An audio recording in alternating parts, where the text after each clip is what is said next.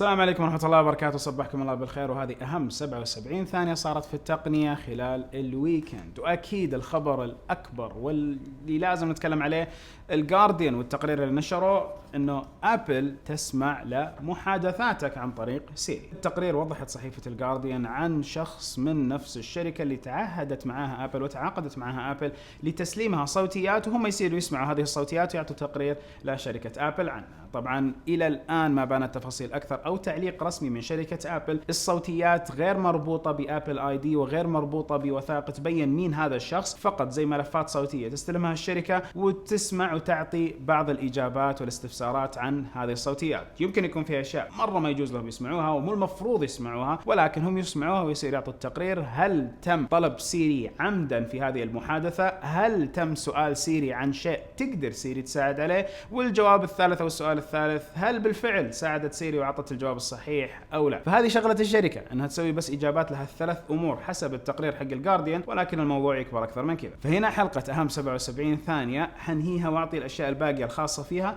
بس اللي وده يعرف أكثر كمل معي لنهاية الحلقة. بل هنا في عادتنا في 77 ثانية بعطيكم أسعار الجوالات الفئة العليا ومقارنة بالمتاجر الإلكترونية، وأيضا بعطيكم مصطلح ويسل بلور. ويسل بلور هو شخص يجي من شركة يحاول يفضح الشركة ويفضح الأمور اللي موجودة عليها لأنه طفح مع الكيل من الشيء الغلط اللي قاعدة تسويه هذه الشركة. فهنا سبحانك اللهم وبحمدك أشهد أن لا إله إلا أنت أستغفرك وأتوب إليك. خلصنا أهم 77 ثانية، وكل اللي موجودين معي الحين ودهم يعرفوا أكثر عن وش بالضبط تقرير جارديان اللي طلع.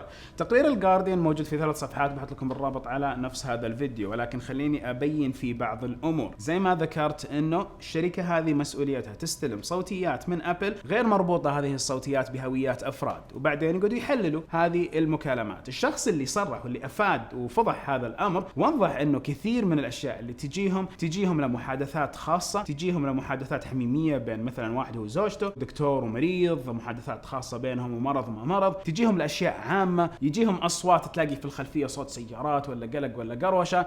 فهنا يصيروا نفس المحللين أول شيء يشوفوا هل بالفعل تم طلب سيري عمدا أو لم يطلب سيري عمد. وهنا أيضا أذكر بأن التقرير وضح لنا بأنه أكثر الطلبات اللي غلط قاعدة تيجي من سيري يكون سببها ساعة أبل. فيكون ساعة أبل يعني ضغط عليها بالغلط، يا أنك رفعتها وقلت سيري أو قلت أي كلمة تشبه كلمة سيري، فساعتها على طول بتشغل المايك وتقعد تسجل المكالمة وترسلها لهم، فيا أنها حتعطيك أنت ردة فعل، يا أنه أنت ما حتنتبه لها. فالساعة وأيضا خدمة سيري اللي على الجوال ما يمديك تبطلهم، ما يمديك تسكرهم حاليا، على عكس أليكسا وجوجل اللي موجودة من الشركات الأخرى يمديك توقف هذه الخاصية. فهنا نيجي لعلامات تعجب جدا كبيرة موجودة. بأي حق اصلا ابل تجيب لك شركه خارجيه وتسمعها هذه الاشياء؟ وباي حق اذا كان الصوت مو معني فيه سيري ومعروف انه غلط وما جاء السؤال صح، سيري شافته وطلعت لنا على الشاشه، كيف هذا الصوت يتم لسه تحليله؟ فالمفروض انه يتم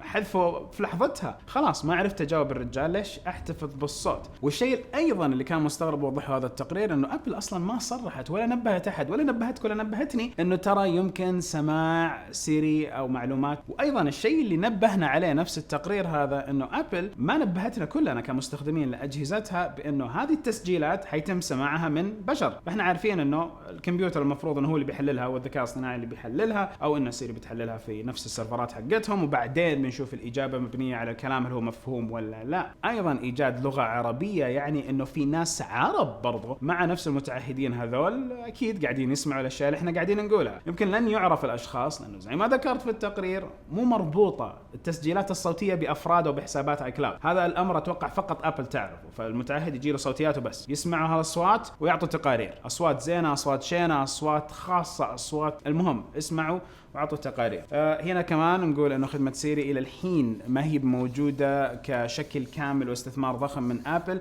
متوقع من اخبار اول باول كما جبت لكم الخبر عليها انه ابل تسوي نظام تشغيلي خاص بسيري، وايضا التحكم الصوتي والاوامر الصوتية جابت بعض المشاكل خلال السنوات الماضية. فشفنا أليكسا والضحكة حقتها الشريرة بالفعل صارت فجأة نفس الأليكسات المساعدات الشخصية حقات امازون تقعد تضحك بس فجأة، فكان حالة رعب. هذه صارت قبل 2 سنين مع بعض الاشخاص، صارت حالة آلة لعب كبيرة بأنه أليكسا بس تضحك. وأيضا صار مشكلة ثانية مع أليكسا أنه في مكالمات أو في محادثات صارت سجلت من فترة زمنية تمتد إلى 6 أشهر تم إعادة إرسالها بالإيميل لبعض الأشخاص اللي موجودين على نفس شبكة الشخص صاحب أليكسا. فيجيك إيميل في اتاتشمنت في ملف صوتي مرفق، تفتح الصوت هذا وتسمع مكالمة أو محادثة قديمة أنا في صاحب الحساب. شيء يخوف. بينا نجي لسيري اللي موجودة عندك في غرفة النوم، وسيري اللي موجودة في كل جوالات الآيفون اللي موجودة من قاعد تسولف وتشتغل وتشيل وتحط وتعمل. يمكن سيري بالغلط سمعت أصوات، وهذه الأصوات راحت لناس ثانيين. ما أذكركم مرة ثانية في مؤتمر صحفي رسمي وبي بي سي يتكلموا عن سوريا، مو سيري، سوريا، فلمحت سيري انه كأنهم قاعدين ينادوني. وحاجة مرة كذا غريبة لقيتها في التقرير انه يقول لك سيري من احد الطرق اللي تقدر تخليها تشتغل صوت سحاب. صوت سحاب يقدر يخلي سيري تشتغل وحتسمع المكالمة وساعتها نشوف. يعني هذا مع احمد عاطل جرب الصوت على اساس انه سيري، فنشوف نهاية الحلقة. كل حلقة اكيد بحلقة اول باول بعطيكم تحديثات على هذا الامر، فخليكم مشتركين في القناة، ودائما وابدا الله يا رب العالمين يعيننا ويعينكم. والتقنية لها دائما حدين، فالله يستر. ارسل الحلقة ونبه الناس، خليهم على الاقل يحذروا من انهم يخلوا سيري قريبه منهم، لانه ما ادري اصلا لا تحذرهم، لا تقول لهم شيء، ما يمديك تطفي سيري حاليا. فاتوقع انه ابل يمكن تحط تحديث يمكن هذا الامر.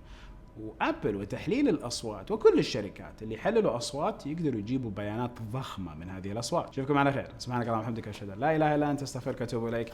ترى 77 ثانيه انا قلت رسميا انتهت. الله يعطيكم العافيه اللي استمروا معي للحين. هذا بس كنت بدي اعطيهم العلم عشان ما تتاخروا معي لبكره حلقه اول. اشوفكم على خير.